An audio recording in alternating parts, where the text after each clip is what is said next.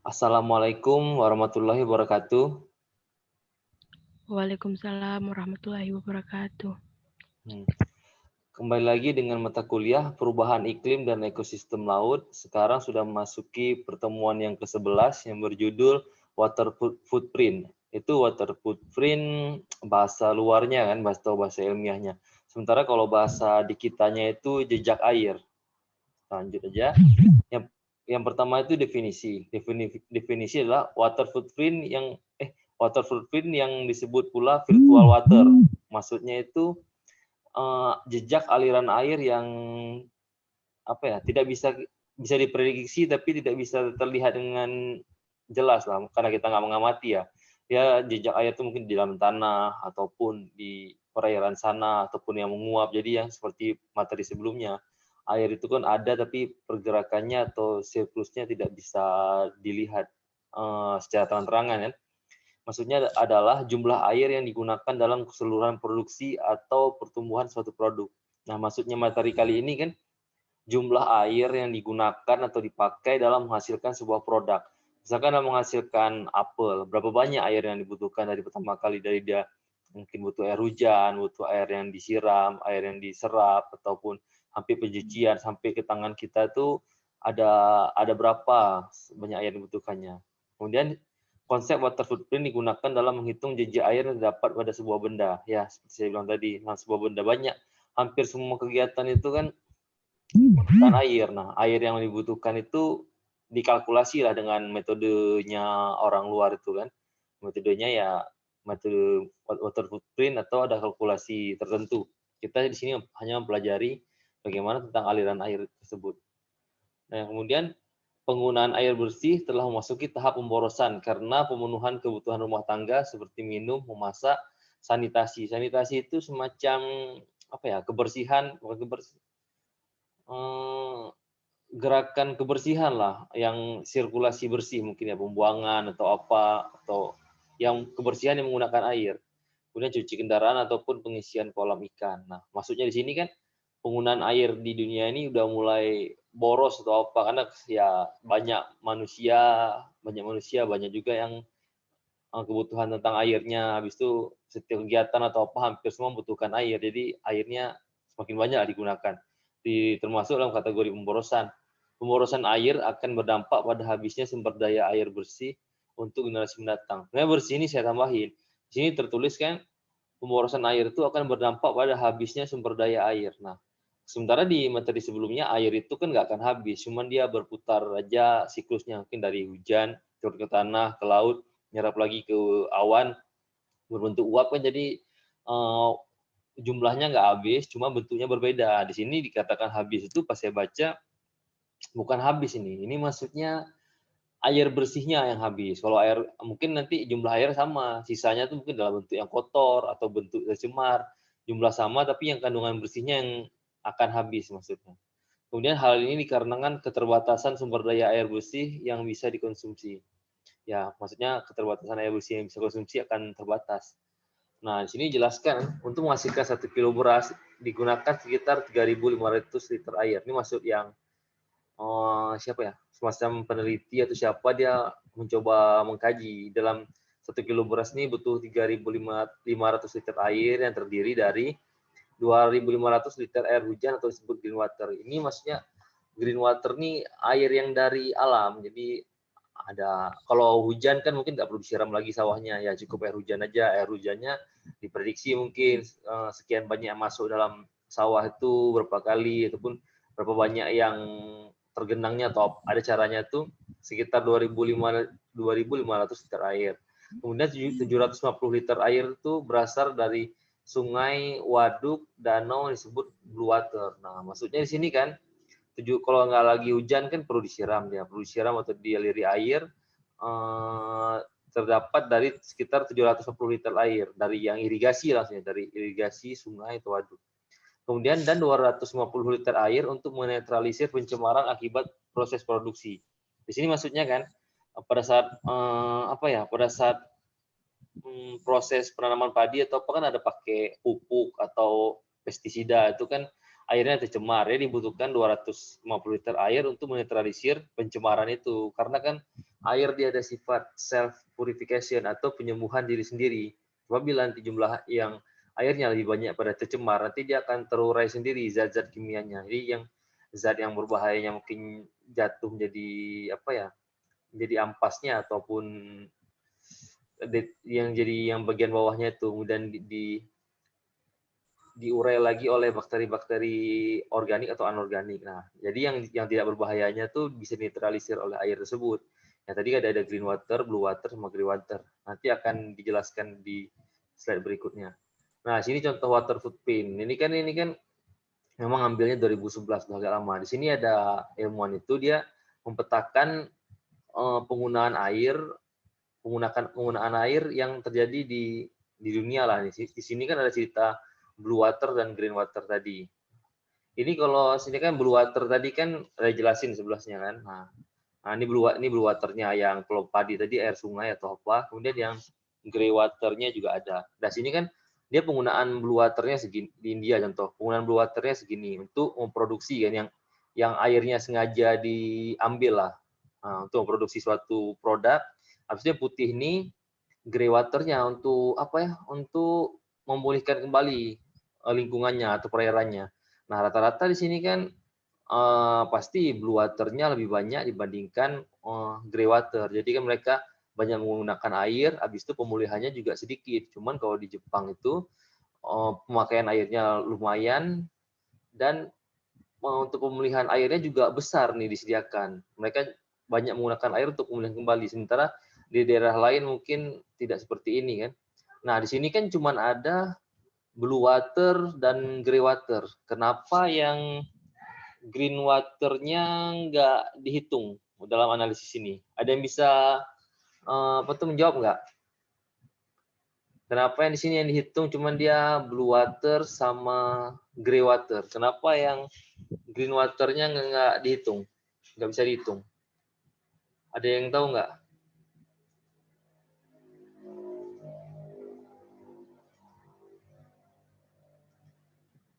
Ada yang bisa kasih jawaban? Kasih jawaban. Sini kenapa yang dihitung cuman blue water sama grey water? Kenapa green water-nya nggak dihitung?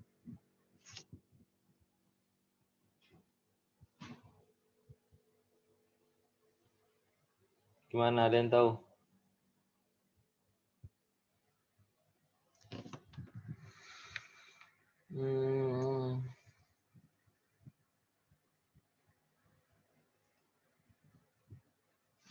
Saya pause record dulu biar. Apa yang green water-nya nggak ada? Anda bisa kasih gambaran nggak? Mungkin karena airnya yang green water air asin, Pak. Green water air asin ya. Oh, boleh. Yang lain mau nambahin nggak?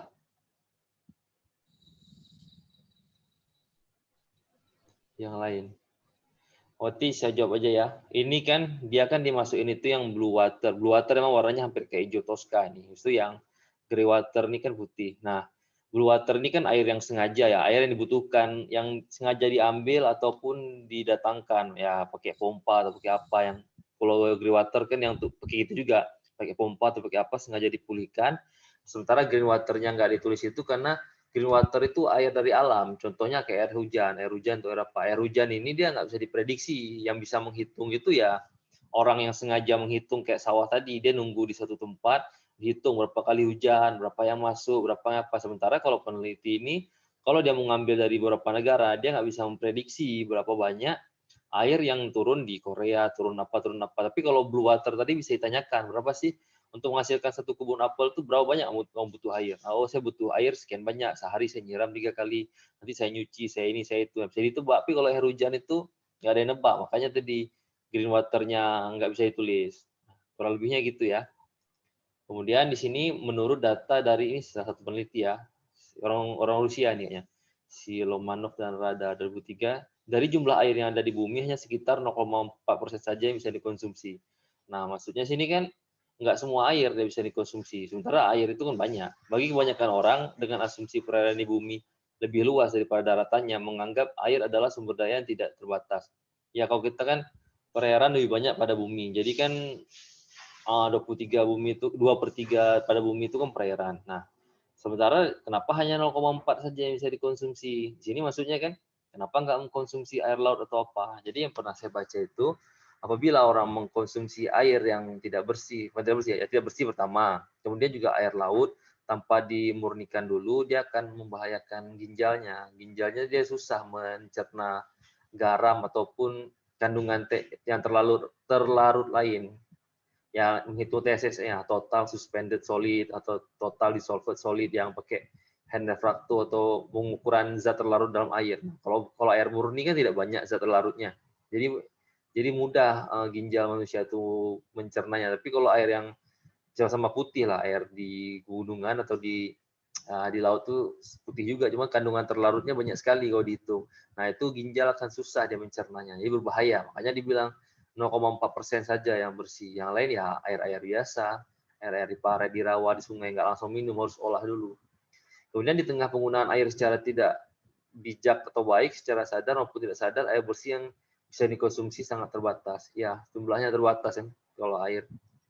Kemudian jejak air memungkinkan kita untuk menjawab berbagai pertanyaan untuk perusahaan, pemerintah, dan individu sebagai contoh. Nah, tentang materi ini kan kita bisa menjawab beberapa pertanyaan yang diajukan kepada perusahaan, pemerintah, dan individu sebagai contoh, di mana ketergantungan air dalam operasi atau rantai pasokan perusahaan saya. Jadi perusahaan nanya, di mana sih ketergantungan air dalam operasi atau rantai pasokan perusahaan saya? Oh, bisa dilihat ketergantungan air kamu tuh pada saat produksi apanya, ataupun saat penyiraman, ataupun saat apa, maka dibutuhkan airnya berapa banyak, bisa tahu dia, oh kamu butuhkan air sebanyak ini, dan air yang ada juga harus dipulihkan, jadi bisa dikaji lah.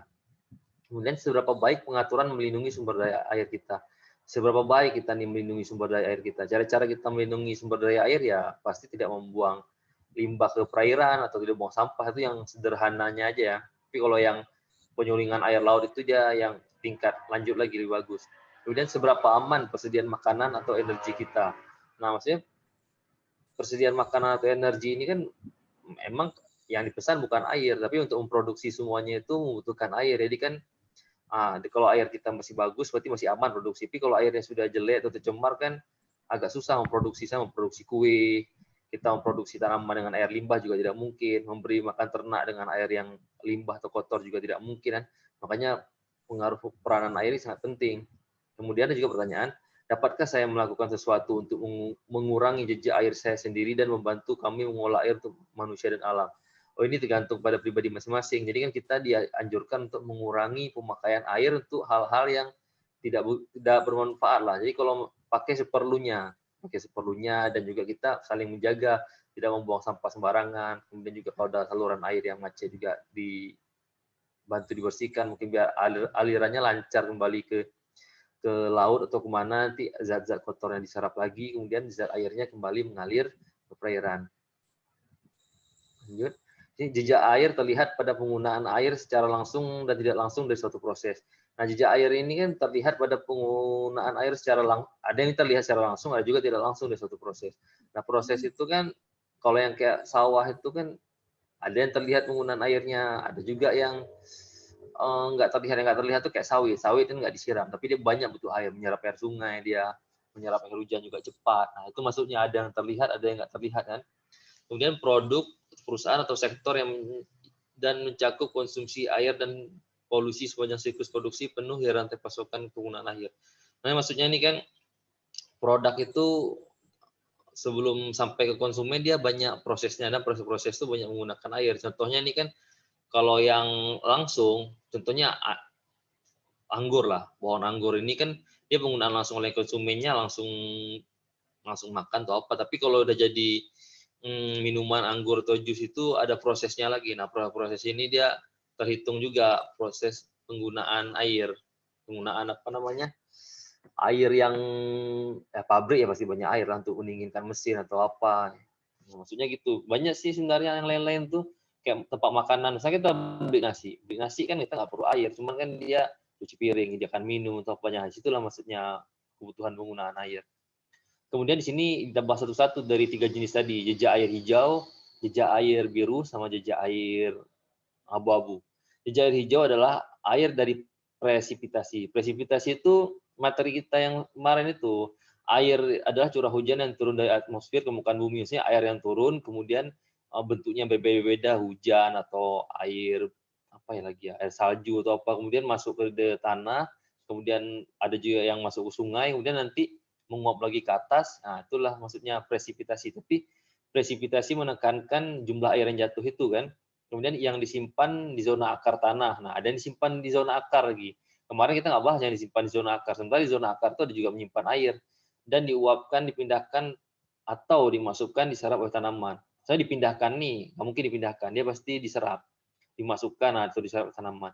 Ini sangat relevan untuk produk pertanian, hortikultura dan kehutanan. Nah, maksud di sini air hijau ini kan air yang dari alam ya. Air dari alam itu kita nggak minum air hujan Pak. Kita juga jarang menyuling air hujan. Maksudnya di sini tanaman itu kan dia waktu jatuh air hujan menyerap ya dari akarnya. Akarnya mungkin untuk butuh air atau dalam proses fotosintesisnya atau apa. Nah, nanti tanamannya ini kita makan. Nah, itulah termasuk kita sepaket tadi dengan penggunaan air hijau tadi.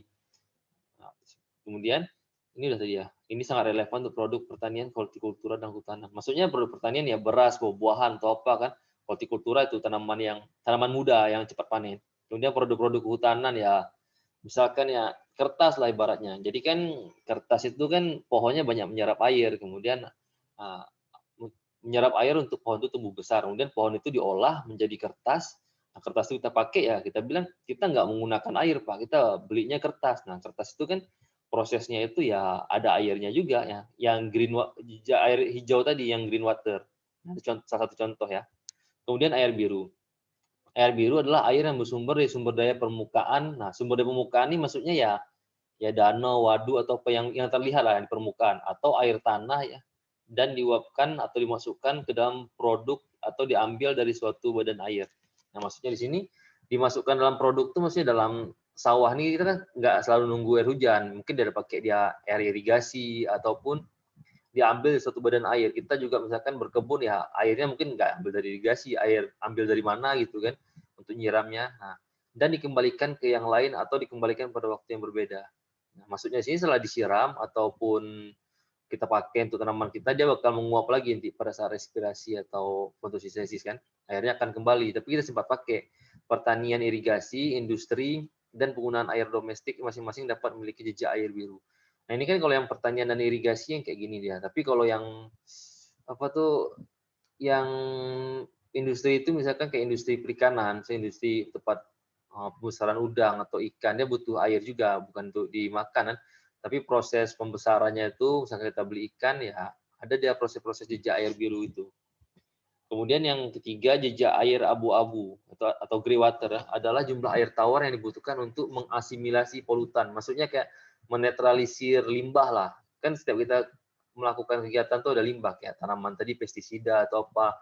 Di rumah tangga kita juga di keluarga kita juga ada sabun ataupun deterjen itu kan bakal dinetralisir lagi dengan jumlah air yang banyak.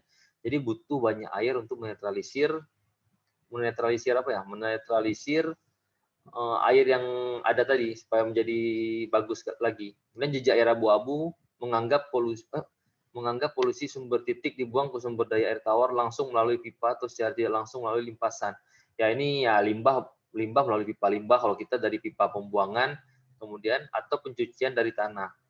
Ada juga yang limbah kita buang ke tanah mungkin atau apa nanti dia dicuci oleh air yang ada dari air tanah. Jadi limbah-limbah itu dinetralisir oleh air yang dari tanah. Ini permukaan kedap air atau sumber difus ini ya proses penyerapan air yang lainnya. Banyak metode penyerapan air, banyak juga cara untuk menetralisirnya. Mungkin ada nanti air yang limbah udara mungkin apa gitu knalpot atau apa. Mungkin ada juga kita yang nggak tahu, belum pelajari bisa netralisir dengan uap air atau apa. Nah, maksudnya itu air sebagai penetralisir polutan. Kemudian masalah air seringkali terkait erat dengan struktur ekonomi global. Banyak negara secara signifikan melakukan eksternalisasi jejak air mereka.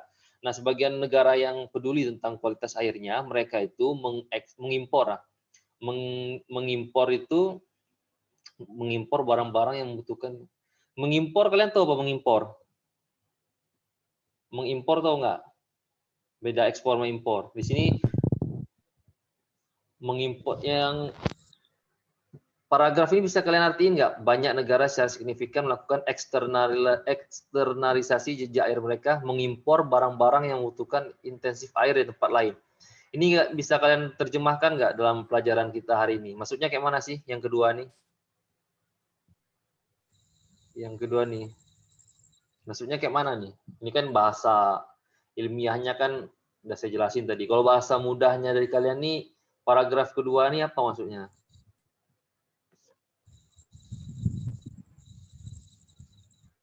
Ada yang bisa bantu nggak?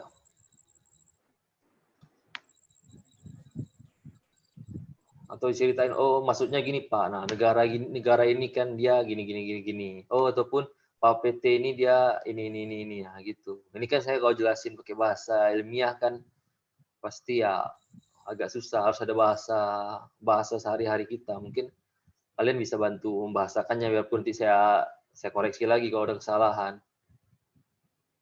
Gimana nih, bisa bantu nggak?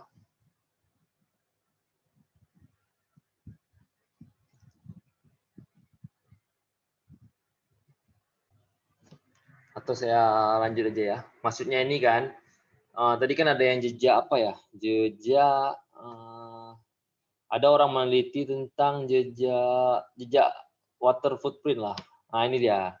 Nah di sini kan dilihat nih, oh kamu banyak menggunakan air, kamu juga banyak membutuhkan air untuk untuk menetralisir polutan. Nah kan terbaca nih, oh Rusia banyak, India banyak, oh banyak kali penggunaan negara tersebut. Berarti kan di sesama negara mungkin waktu ada pertemuannya dibahas, oh kenapa banyak kali menggunakan air atau apa. Nah mereka tuh cari strategi melalui eksternalisasi jejak air mereka. Jadi mereka tuh caranya setiap produk yang banyak membutuhkan air, mereka tuh impor aja. Oh, misalkan untuk menghasilkan sawit atau menghasilkan apa? Oh ini misalkan minyak lah, minyak kan dari sawit. Sawit juga dia banyak menghasilkan air. Nah mereka tuh impor misalnya. Oh kita impor aja lah barang-barang yang menghasilkan air ini, yang banyak menghasilkan air. Biar kita nggak terlalu banyak menggunakan air tadi. Cuman ya tadi dilihat juga kalau yang mereka berpotensi juga menjual produk itu dengan harga lebih tinggi, mereka juga akan impor ya. Produk-produk yang nggak penting lah, yang udah kurang penting tapi banyak membutuhkan air, mereka diimpor aja itu. Nah, gitu maksudnya. Hal ini memberikan tekanan pada sumber daya air di wilayah pengekspor. Nah, jadi kan dengan impor, misalkan yang barang-barang banyak membutuhkan air tadi, yang banyak membutuhkan air tadi dia kan impor. Sementara daerah yang mengekspor itu tertekan nih sumber daya airnya, banyak terpakai. Nah, jadi ada sumber timbal baliknya, di mana terlalu sering mekanisme tata kelola air dan di mana terlalu sering mekanisme tata kelola air. Maksudnya penggunaan airnya terlalu banyak, tata kelola juga jadi agak susah kan, dan daerah itu konservasinya kurang. Kalau konservasinya bagus kayak sungainya bersih ataupun di sekitaran perumahannya juga tidak banyak buang sampah, aliran air lancar. Nah, itu maksudnya konservasi yang baik.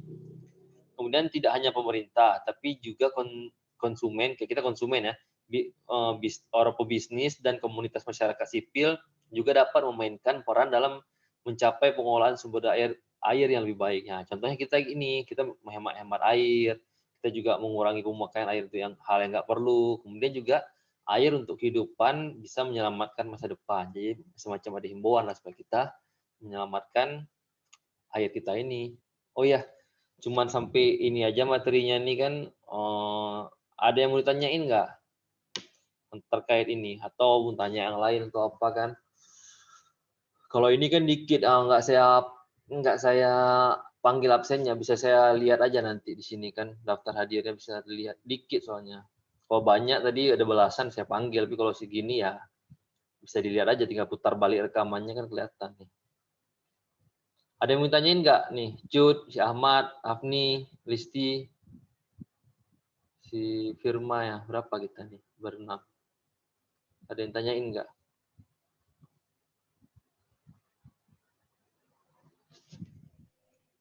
Ada yang tanyain nggak, Cut? Atau mau tanya apa gitu? Enggak, Pak. Cut nggak ada ya? Kalau Firma ada nggak? Enggak, Pak. Ada. Ahmad ada? Nggak ada juga, Pak. Nggak ada. Si kalau Afni sama Listi kayak mana nih? Mana nih Afni sama Listi? Nanti saya tutup bertanya pula mereka.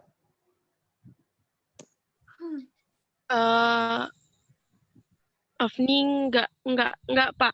Nggak ada ya. Si Listi mana? Ini Risti Iya, semua. Pak. Ada yang bertanya nggak Risti? Sis. Belum ada kayaknya, Pak. Oh, kalau belum ada karena kita nggak mungkin nunggu kan. Nah, nanti mungkin kalau ada yang ingin tanyain aja nanti di grup WA ataupun di komen YouTube-nya atau apa kan, tanya aja di situ atau japri pun boleh. Berarti materinya saya tutup aja ya. Sekian dulu pemaparan mata kuliah perubahan iklim dan ekosistem laut materi ke-11. Semoga bermanfaat. Apabila ada kesalahan saya mohon maaf. Assalamualaikum warahmatullahi wabarakatuh.